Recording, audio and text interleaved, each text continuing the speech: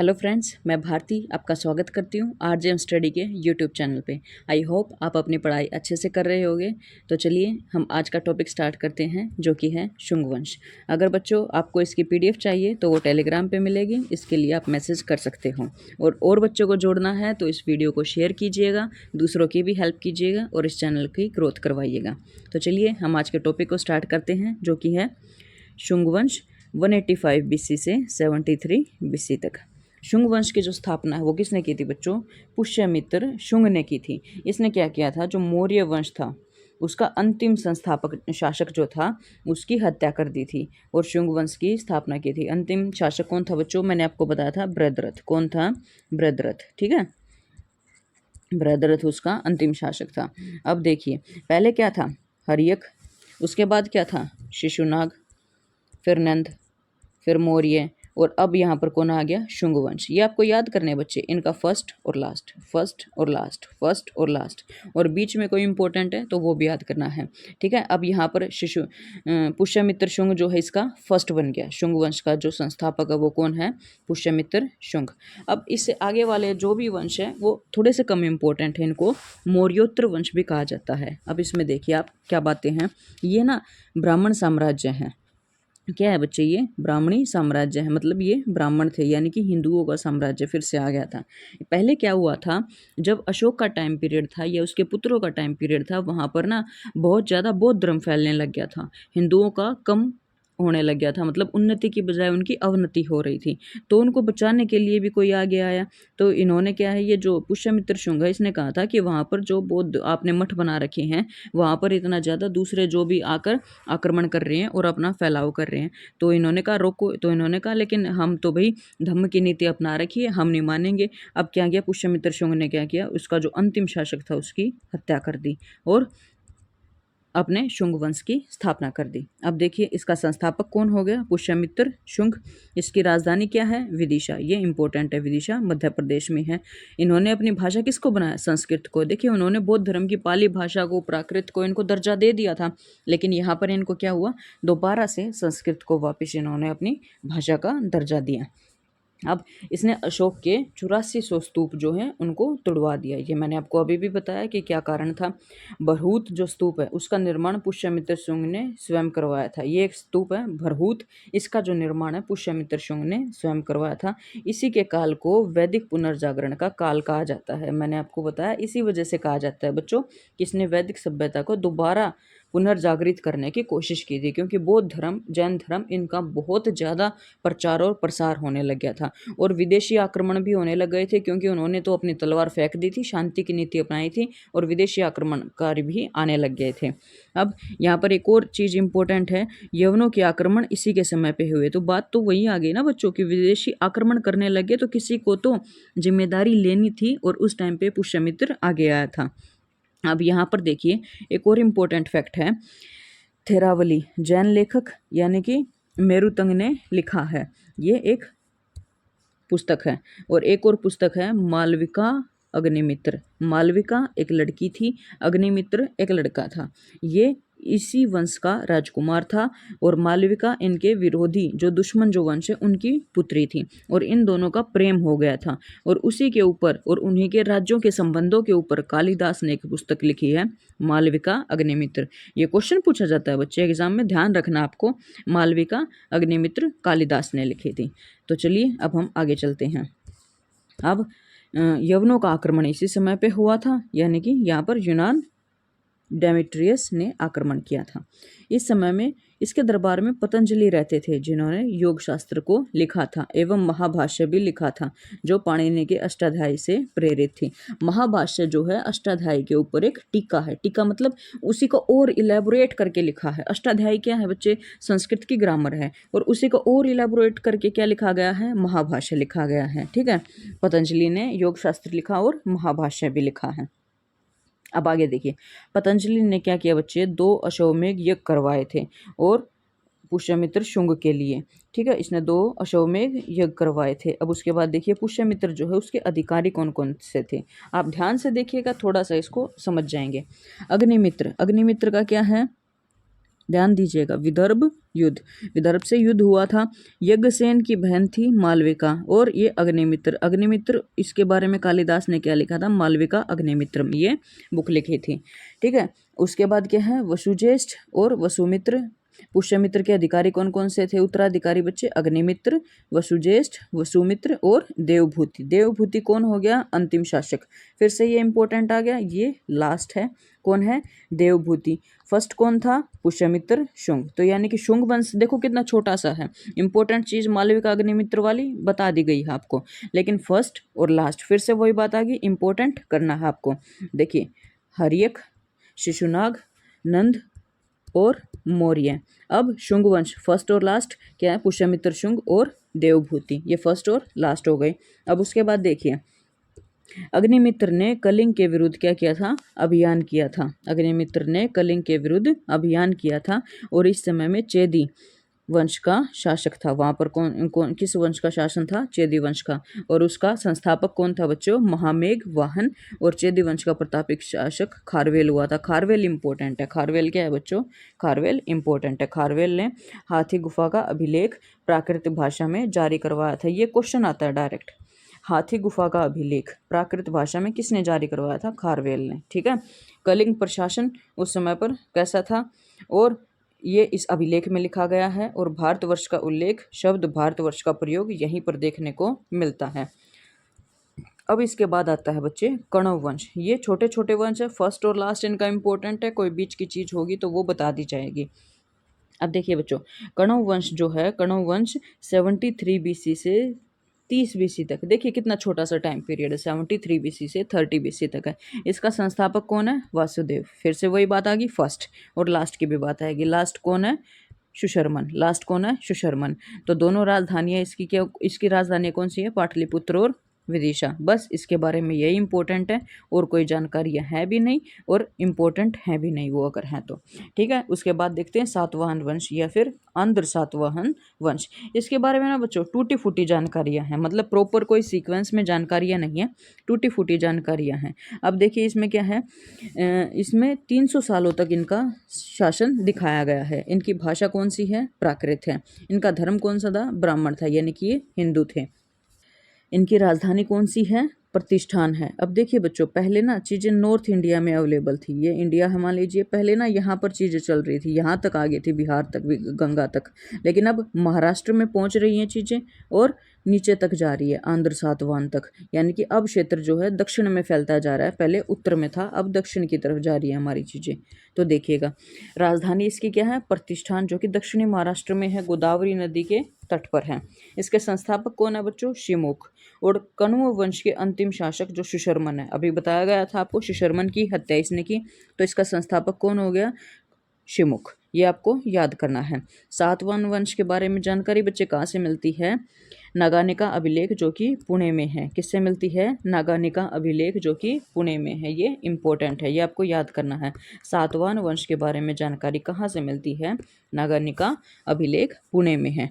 ठीक है, और नासिक अभिलेख, हाथी गुम्फा अभिलेख जो कि खारवेल ने लिखवाया था, अभी आपको बताया भी गया था। अब आगे देखिए, शिमुख का जो उत्तराधिकारी था बच्चे, वो कौन था, सातकर्णी प्रथम था। सातकर्णी प्रथम था। इसने उपाधि कौन सी ली थी, दक्षिण पथपति। देखिए दक्षिण में था तो दक्षिण को जीता था, तो इसने वही उपाधि ली होगी। प्रतिष्ठान इसकी राजधानी थी, प्रतिष्ठान को जीता था तो प्रतिष्ठान पति, और दक्षिण को जीता था तो दक्षिण पथ पति। ठीक है, ऐसे करके इनकी उपाधियां चलती थी। अब सातकर्णी प्रथम ने ना 2 अश्वमेध यज्ञ करवाए थे और 1 राजसूय यज्ञ करवाया था। ठीक है, इसने राजधानी कौन सी बनाई थी, अमरावती। पहले कौन सी थी, प्रतिष्ठान। उससे पहले कौन सी थी, विदिशा। ये बातें आपको याद होनी चाहिए, थोड़ा सा दिमाग में इनका आपको सीक्वेंस और ऑर्डर मैनेज करना पड़ेगा बच्चों। अब सातकर्णी प्रथम का जो नाम है वो क्या दिया गया है, एल्डर सेरागोन। ठीक है, एल्डर सेरागोन। अब यहाँ पर एक पुस्तक है, पेरिप्लस ऑफ द एरिथियन सी। ये बहुत इंपॉर्टेंट बुक है, इसके बारे में बहुत बार क्वेश्चन आता है कि ये किसने लिखी, तो ये एक अज्ञात लेखक ने लिखी है, अनोनिमस। ठीक है, इसके बारे में नहीं पता कि किसने लिखी है, लेकिन ये क्वेश्चन और ये बुक बहुत इंपॉर्टेंट है, पेरिप्लस ऑफ द एरिथ्रियन सी। इसमें यूनान और मौर्य साम्राज्य के व्यापार के बारे में बताया गया है कि उन लोगों का संबंध था। अब आगे चलते हैं। यहाँ पर बच्चों भूमिदान की प्रथा प्रारंभ की सातकर्णी प्रथम ने। यहाँ पर भूमिदान की प्रथा किसने प्रारंभ की? सातकर्णी प्रथम ने। और इस बात की जानकारी हमें कहाँ मिलती है? नानाघाट अभिलेख से। किससे मिलती है? नानाघाट अभिलेख से। अब सातकर्णी प्रथम की जो पत्नी थी नागनिका, ये इसके द्वारा जारी किया गया था। ठीक है, इसके द्वारा ये अभिलेख जारी किया गया था। अब आगे देखिए, हाल एक और शासक था, ये संस्कृत का विद्वान था। यहाँ पर बच्चे इम्पोर्टेंट जो है उनके बारे में बताया गया है, इसीलिए इसको अंधकार युग भी कहा जाता है। सातवाहन वंश को अंधकार युग भी कहा जाता है। क्यों? क्योंकि यहाँ पर हमें बीच में सीक्वेंस का प्रॉपर पता नहीं है, जो चीज़ें मिली बस उन्हीं को लिखा गया है, या इम्पोर्टेंट चीज़ें हमारे पास अवेलेबल हैं। अब देखिए इसमें क्या है, हाल जो है संस्कृत का विद्वान था। गाथा सप्तशती किसने रचना की? प्राकृत भाषा में। संस्कृत से ये निकली है प्राकृत और पाली, तो इसने गाथा सप्तशती की रचना की थी। अब अंधकार युग भी सातवाहन वंश को कहा जाता है। और सर्ववर्मन ने कातंत्र पुस्तक लिखी थी। सर्ववर्मन ने कौन सी पुस्तक लिखी थी? कातंत्र पुस्तक लिखी थी। इसमें दो विद्वान थे, एक तो सर्ववर्मन और दूसरा था गुडाड्य। ठीक है, गुडाड्य, इसने बहुत कथा लिखी थी। अब आगे देखिए, इसी के आधार पर एक पंचतंत्र नाम की जो पुस्तक लिखी थी, वो किसने लिखी थी? विष्णु शर्मा ने। ये क्वेश्चन बहुत इंपॉर्टेंट है। पंचतंत्र की जो पुस्तक किसने लिखी थी? विष्णु शर्मा ने। दुनिया में सबसे ज़्यादा बिकने वाली पुस्तक अगर कोई है तो वो है बाइबल, और दूसरे नंबर पे कोई है तो वो कौन सी बुक है? पंचतंत्र की। ठीक है, अब आगे बात करते हैं। एक और आता है आगे, कौन शासक? गौतमीपुत्र सातकर्णी। गौतमीपुत्र सातकर्णी।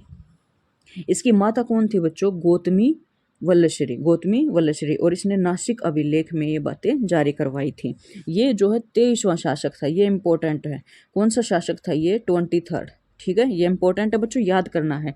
23rd शासक था। सातवाहन वंश का पुनर्संस्थापक इसी को कहा जाता है। इसने कौन सी उपाधि ली थी? अद्वितीय ब्राह्मण की इसने उपाधि ली थी, अद्वितीय ब्राह्मण की। ठीक है, अब आगे देखिए, वेणकटक स्वामी इसी को कहा जाता है। इसकी माता क्या है? वल्लश्री। इसने नासिक अभिलेख में लिखवाया था। इसने अपने पुत्र के साथ संयुक्त रूप से शासिका रही है, ये भी लिखवाया था इस अभिलेख में, कि अपने पुत्र ने भी शासन किया और इसकी माता ने भी शासन किया था। लेकिन ये समाज कैसा था? पितृसत्तात्मक था। इनकी माता और पुत्र ये दोनों शासन कर रहे थे, लेकिन समाज कैसा था बच्चों? पितृसत्तात्मक था। इसने शक जो शासक था नहपान को हराया भी था, और जोगल शराम्बी से मिले मृद भांडों से ये बात पता चलती है। जोगल शराम्बी यानी कि नासिक से जो मृद भांड मिले हैं उनसे इस बात का पता चलता है कि इसने जो शक शासक है, शक बाहर से आक्रमण किया था, या आगे आप एक सीक्वेंस पढ़ोगे, शक जो शासक है नहपान, उसको इसने हराया था, और वहाँ से 13,250 सिक्के भी मिले हैं। ठीक है, अब आगे बात आती है, वशिष्ठी पुत्र शतकर्णी पुलवामी रुद्रदमन से पराजित हुआ था ये। और इसने अपने फिर क्या हुआ बच्चे? रुद्रदमन ने इसने अपनी पुत्री और वशिष्ठी के पुत्र शतकर्णी के पुत्र का विवाह करवा दिया था, ताकि बाद में इनकी कोई लड़ाइयाँ ना हो। ठीक है, शतकर्णी का जो पुत्र था वो कौन था? शिवश्री इसका, और रुद्रदमन की पुत्री का। वशिष्ठी ने क्या किया? रुद्रदमन की पुत्री और अपने शतकर्णी के पुत्र शिवश्री का विवाह करवा दिया था। अब यज्ञश्री शतकर्णी जलयान के चित्र वाले सिक्के इसने जारी करवाए थे। यज्ञश्री शतकर्णी ने जलयान चित्र वाले सिक्के जारी करवाए थे। ये बच्चे आप पढ़ लीजिएगा, लेकिन ऐसा कोई एग्जाम में आता नहीं है। जो एग्जाम के व्यू से इम्पोर्टेंट है वो मैंने आपको पहले बता दिए हैं, कोई और आएगा वो भी मैं आपको बता दूंगी, लेकिन एक बार इनसे गो थ्रू होना बहुत ज़रूरी है। फिर से वही बात आ गई, अंतिम शासक कौन था? विजय। अंतिम शासक कौन था? विजय। सातवाहनों ने शीशे के सिक्के भी जारी करवाए थे 500 ग्रेन के। ठीक है, वो प्रोटीन और तांबे के सिक्के भी चलवाए थे। Putty and copper coins were also made to run. सारे ये सिक्के भी चलवाए थे उन्होंने। अब सातवाहन जो वंश है उनका सर्वाधिक व्यापार कल्याण नामक बंदरगाह से होता था, और कल्याण नामक बंदरगाह पश्चिमी घाट पर था। ठीक है, कहाँ पर था? पश्चिमी घाट पर, और इस बंदरगाह से वो अपना शासन चलाते थे। अब उसके बाद हमारा टॉपिक आएगा भारत के विदेशी आक्रमण जो हुए थे। इसको हम नेक्स्ट क्लास में करेंगे, तब तक हम इस क्लास में जो हुआ है हम उसको एक बार रिवाइज कर लेते हैं बच्चों। ठीक है, तो हमने कहाँ से स्टार्ट किया था? हमने स्टार्ट किया था शुंग वंश से। अब शुंग वंश के बारे में एक बार स्पीड से देख लेते हैं। इसमें मौर्य काल के अंतिम शासक शुंग की मौर्य काल के अंतिम शासक की हत्या की थी और शुंग वंश की स्थापना की थी। ये एक ब्राह्मण साम्राज्य था और इसकी स्थापना किसने की थी? पुष्यमित्र शुंग ने। ठीक है। अब उसके बाद इसकी राजधानी क्या थी? विदिशा। इनकी ऑफिशियल लैंग्वेज क्या थी? संस्कृत। इसने अशोक के 8400 स्तूपों को तुड़वा दिया था और भरहूत जो स्तूप है उसका निर्माण इसने करवाया था। इसी के काल को वैदिक पुनर्जागरण का काल कहा जाता है। किसको? पुष्यमित्र शुंग के काल को। यवनों के आक्रमण इसी समय में हुआ था।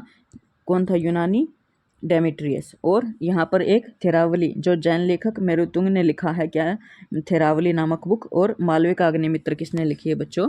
कालिदास ने लिखी है। अब आगे देखिए, आगे क्या है? इसी के दरबार में कौन रहता था? पतंजलि, जिन्होंने योग शास्त्र और महाभाष्य लिखा है। पतंजलि ने क्या किया था? 2 अश्वमेध यज्ञ करवाए थे पुष्यमित्र शुंग के लिए। और इसके उत्तराधिकारी कौन थे? अग्निमित्र, वसुज्येष्ठ, वसुमित्र और देवभूति। और देवभूति कौन था बच्चों? अंतिम शासक था। ठीक है। और अग्निमित्र और मालविका की प्रेम कहानी किस में लिखी गई थी? मालविका अग्निमित्र में कालिदास ने लिखी थी। मालविका अग्निमित्र में कालिदास ने लिखी थी। अग्निमित्र ने कलिंग के विरुद्ध अभियान किया और उस समय पर चेदी वंश का शासन था वहाँ पर। और उसका संस्थापक कौन था? महामेघ वाहन। चेदी वंश का प्रतापी शासक खारवेल भी हुआ है। खारवेल ने हाथी गुम्फा के अभिलेख प्राकृत भाषा में जारी करवाए थे। उसमें कलिंग के प्रशासन का वर्णन है और भारतवर्ष का उल्लेख है। जो शब्द है भारतवर्ष, इसका यहाँ पर उल्लेख देखने को मिलता है। अब आगे आता है कण्व वंश। कण्व वंश के फाउंडर कौन है? वासुदेव। इसका अंतिम शासक कौन है? सुशर्मन। इनकी कैपिटल पाटलिपुत्र और विदिशा। अब आगे आता है सातवाहन और आंध्र सातवाहन वंश। ये 300 सालों तक इन्होंने शासन किया था। इनकी भाषा क्या थी बच्चों? प्राकृत थी। इनका धर्म क्या था? ब्राह्मण था। इनका धर्म कौन सा था? ब्राह्मण था। इनकी राजधानी कौन सी थी बच्चों? प्रतिष्ठान थी, जो कि दक्षिणी महाराष्ट्र में थी। इसका संस्थापक शिमुक और कण्व वंश के अंतिम शासक सुशर्मन की हत्या की थी। सातवाहन वंश के बारे में जानकारी कहाँ मिलती है? नागनिका अभिलेख से, जो कि पुणे में है। अब उसके बाद देखिए, शिमुक का उत्तराधिकारी कौन था? सातकर्णी प्रथम। इसने उपाधि कौन सी ली थी? दक्षिण पथपति और प्रतिष्ठानपति। सातकर्णी प्रथम ने 2 अश्वमेध यज्ञ और 1 राजसूय यज्ञ किया था। इसने राजधानी अमरावती को बनाया था। सातकर्णी प्रथम का क्या नाम है? एल्डर सैरागोन। अब यहाँ पर एक पुस्तक है, पेरिप्लस ऑफ द एरिथियन सी। ये इसका राइटर जो है अनोनिमस है, पता नहीं है, अज्ञात लेखक है। तो इसमें यूनान और मौर्य साम्राज्य के व्यापार के बीच जो संबंध थे उनकी चर्चा की गई है। यहाँ पर भूमि दान करने की प्रथा प्रारंभ की किसने की? सातकर्णी प्रथम ने की। और इस बात की जानकारी कहाँ से मिलती है? नाना घाट अभिलेख से इस बात की जानकारी मिलती है। अब सातकर्णी प्रथम की पत्नी जो है नागनिका, ये किसने? नागनिका ने जारी करवाया था। कौन सा? नाना घाट अभिलेख। अब हाल जो है संस्कृत का विद्वान था। इसने गाथा सप्तशती की रचना की प्राकृतिक भाषा में। और सातवाहन वंश का अंधकार युग भी सातवाहन वंश को कहा जाता है। यहाँ पर सर्ववर्मन ने कातंत्र पुस्तक लिखे थे। सर्ववर्मन ने कौन सी बुक लिखे थे? कातंत्र। और गुडाढ्य ने कौन सी पुस्तक लिखी थी?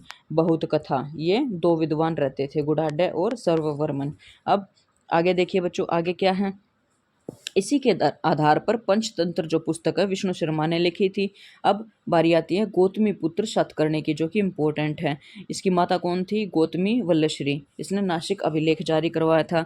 सातवाहन वंश का पुनर्संस्थापक किसको कहा जाता है? गौतमी पुत्र सातकर्णी को। इसकी उपाधि कौन सी थी? अद्वितीय ब्राह्मण। एक ब्राह्मण और त्रिसमुद्री पति, यानी कि 3 समुद्रों को जीतने वाला। अब वेंकटक स्वामी, इसकी माता कौन है? वल्लश्री। इसकी माता कौन है? वल्लश्री। इन्होंने अपने पुत्र के साथ संयुक्त रूप से शासन किया था। समाज कैसा था? पितृसत्तात्मक था। और इसने शक जो शासक है नहपान को हराया था। ये बात जोगल श्राम्बी से मिले मृद भांडों से पता चलती है। ठीक है। अब वशिष्ठ पुत्र शतकर्णी पुलवामी रुद्रदमन से पराजित हुआ था। तो यहाँ पर क्या हुआ? इसने क्या किया? वशिष्ठ ने क्या किया? रुद्रदमन की पुत्री और वशिष्ठ पुत्र शतकर्णी के पुत्र शिवश्री का विवाह करवा दिया, ताकि बाद में इनके लड़ाई झगड़े ना हो और ये बात रिश्तेदारी में बदल जाए। अब यज्ञश्री शतकर्णी जो है उसने जलियान के चित्र वाले सिक्के जारी करवाए थे। यहाँ पर अंतिम शासक इनका कौन निकल के आता है? विजय। सातवाहनों ने शीशे के सिक्के भी जारी करवाए थे। प्रोटीन एवं तांबे के सिक्के भी जारी करवाए थे।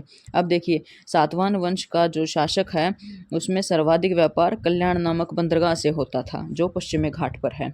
तो अब इसके बाद हम विदेशी आक्रमणकारियों का सीक्वेंस देखेंगे। तो चलिए आज की क्लास को हम यहीं पर एंड करते हैं।